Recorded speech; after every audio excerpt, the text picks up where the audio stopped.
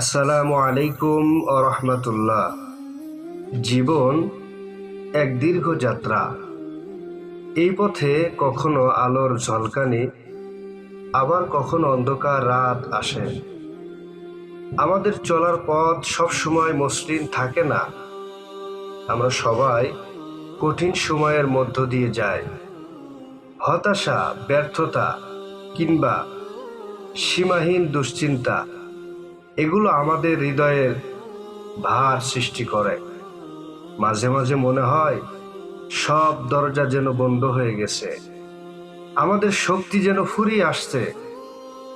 এই সময়ে আমরা কার দিকে তাকাই? কোথায় খুঁজি আমাদের শেষ ভরসা? আমাদের একমাত্র আশ্রয়দাতা হলেন মহান আল্লাহ সুবহানাহু ওয়া তাআলা। কুরআন মাজিদে ইরশাদ করেন, লা তাকনাতু মির রাহমাতিল্লাহ, হে বান্দারা, তোমরা আমি আল্লাহ পাকের রহমত থেকে নিরাশ হইও না।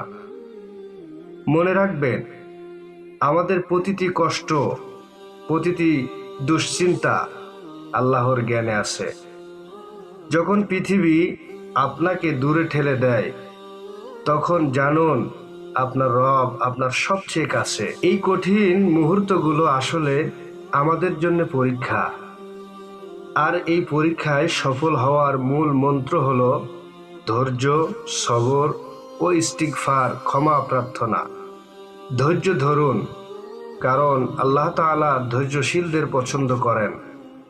ছোট ছোট ভালো কাজগুলি চালিয়ে যান, কারণ আপনি জানেন না কোন ভালো কাজটি আপনার নাজাতের কারণ হবে। সাধ্যমতো উত্তম কাজ করতে থাকো, কারণ আল্লাহ তার পুরস্কার দিবেন।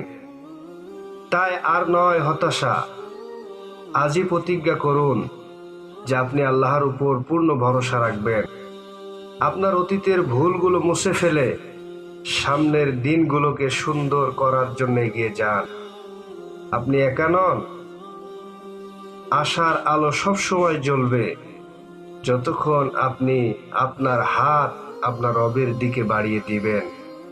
আল্লাহ আমাদের সকলকে ধৈর্য ও ক্ষমা দান করুন।